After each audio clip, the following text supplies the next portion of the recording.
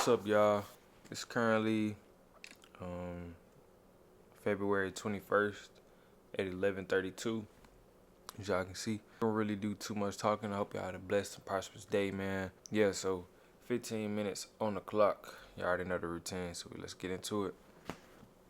So picking up where we left off from yesterday, chapter 9, Think Right Towards People, and we're currently on page 199. And it says, number 5, drop a personal note or make a phone call to the new friends you feel like you want to know better. This is an important point. Most successful people follow through on new friends with a letter or phone call. And number 6, and last but not least, say pleasant things to strangers. It warms you up and it gets you ready for the task ahead. Putting these 6 rules to work is really thinking right about people. To be sure, it's not the way the average person thinks. Mr. Average never takes the initiative in making introductions. He waits for the other person to introduce himself first. Take the initiative. Be the successful. Go out of your way to meet people and don't be timid. Don't be afraid to be unusual. Find out who the other people is and be sure he knows who you are. Recently, an associate and I were retained to do a preliminary screening of an applicant for an industry sales job. We found the applicant, whom we'll call Ted, to have some great qualifications. He was exceptionally intelligent, made a fine appearance, and seemed to have a lot of ambition. But we found something that forced us to disqualify him, at least temporary. Ted's biggest limitation was that he expected perfection in other people.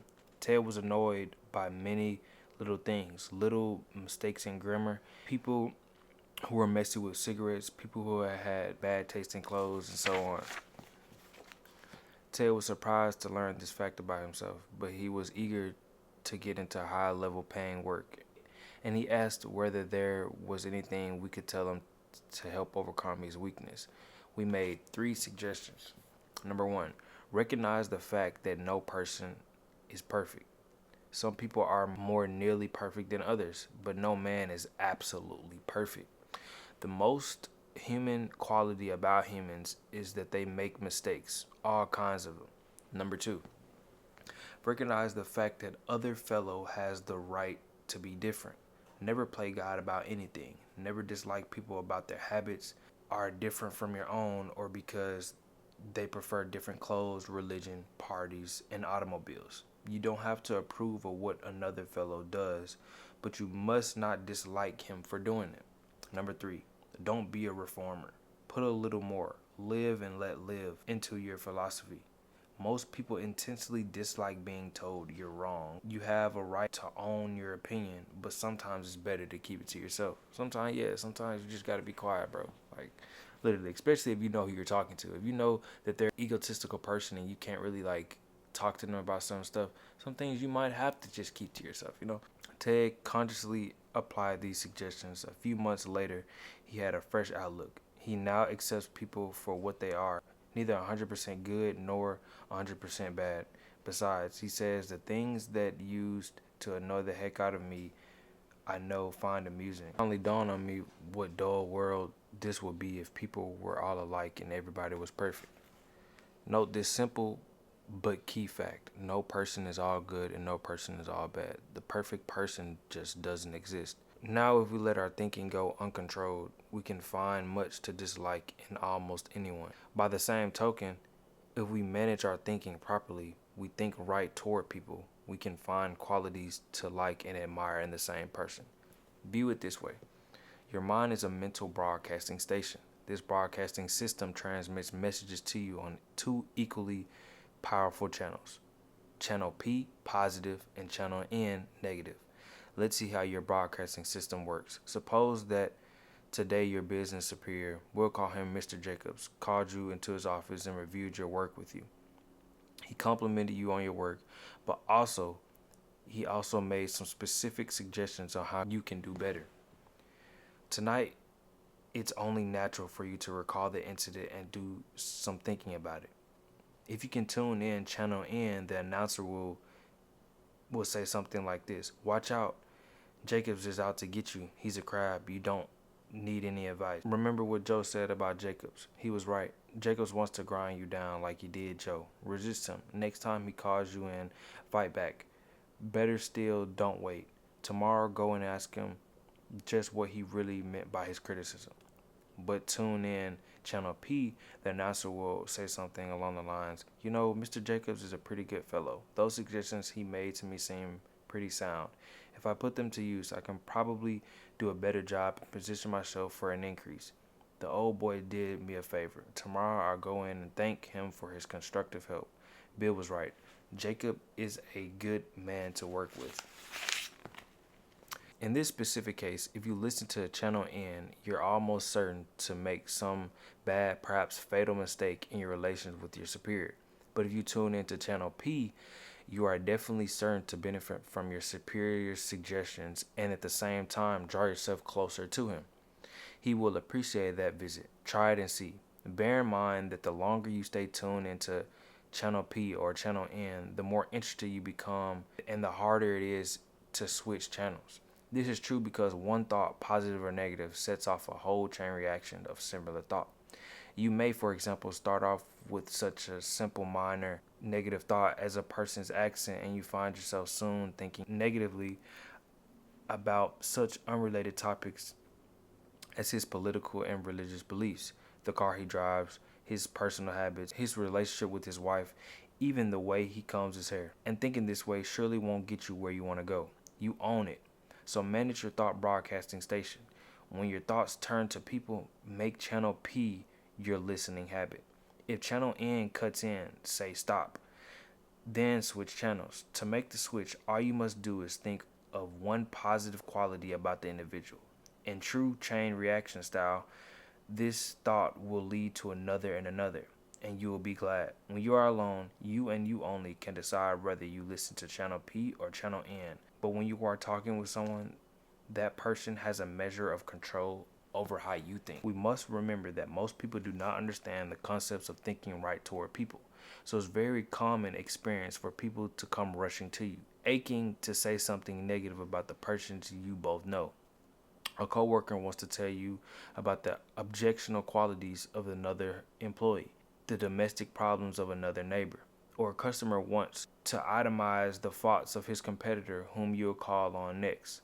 Thoughts breed like thoughts. There is real danger that if you listen to negative comments about another person, you too will go negative towards that person. In fact, if you are not on guard, you may actually find yourself adding fuel to the fire with, yes, that's not all, did you hear, type of comment. These things backfire, boomerang. There are two ways to prevent others from switching us from Channel P to Channel N. One way is to switch topics as quickly and quietly as possible with some remark like, pardon me, John, but while I think of it, I'll be meaning to ask you. A second way is to excuse yourself with, sorry, John, I'm too late now, or I've got a deadline to meet. Will you excuse me? Make a forceful promise to yourself. Refuse to let others prejudice your thinking. Stay tuned to Channel P. Once you've mastered the technique of thinking only good thoughts about people, greater success is guaranteed. Let me tell you what an unusual successful insurance salesman told me about thinking good thoughts about people pays off for him. When I go into the first insurance business, when I got in the insurance business, he began, the going was tough, believe me. At first it seemed like there was as many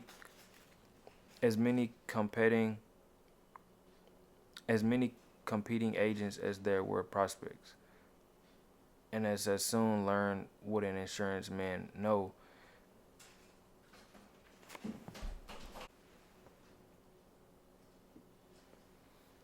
the 9 prospects out of 10 firmly believe they don't need any more insurance. I'm doing well, but let me tell you, it's not because I know about the technical side of insurance. That's important. Don't misunderstand me. My bad, y'all. I'm doing well, but let me tell you, it's not because I know a lot about the technical side of insurance. That's important. Don't misunderstand me. But there are men trying to sell insurance who know policies and contracts better than I. In fact, I know one man who wrote a book about insurance, but he couldn't sell a policy to a man who he knew who had only 5 days to live. My success, he continued, is based on one thing I like. Really like the guy selling. My success, he continued, is based on one thing. I really like the guy I'm selling. Let me say that again. I really like him. Some of my fellow salesmen try to pretend they like the other fellow, but this won't work. You can't even fool a dog. Your mannerisms, eyes, facial expressions all spell phony, Phony, when you pretend. Now, when I'm gathering information about a prospect, I do what every other agent does. I get his age, where he works, how much he makes, how many kids he got, and so on. But I also get something else, which most salesmen never search for. That is, some sounds reasons why I can't like the prospect. Maybe the job he's doing will supply the reason, or perhaps I can find it someplace in his past record. But I find some good reasons to like him. Then, whenever my attention is focused on the prospect, I review the reasons why I like him.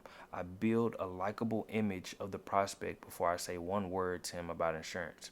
This little technique works because I like him. He sooner or later likes me. Pretty soon, instead of sitting across the table from him, I'm on the same side with him and working out his insurance plan together. He trusts and believes in my judgment because I'm a friend. Now, people don't always accept me right off the bat, but I've found that so long as I continue to like the fellow, he'll come around and we can get down to business. Just last week, my friend went on. I was making the third call on a different prospect. He met me at the door, and before I could even say good evening, he proceeded to give me hell. He went on and on, not even stopping for a breath until he had run down and finished with, "Don't ever come back here again."